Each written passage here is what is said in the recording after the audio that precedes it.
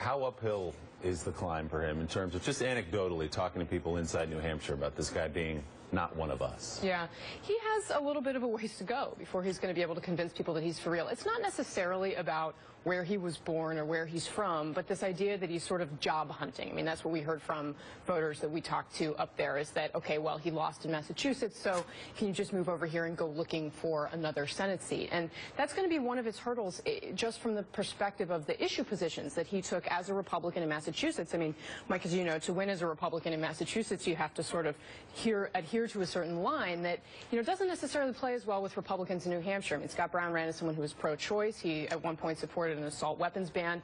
Those issues are flaring in his primary. I mean, national Republicans don't think that his primary is really going to be an issue at the end of the day, but he's clearly having to walk a careful line as he faces that, and that's not till September.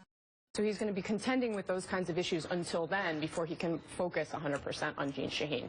Well, and Jeanne Shaheen raised one of the critical questions that he's going to have to answer over and over and over again in the piece that you just did, when she says, we don't know why Scott Brown is running.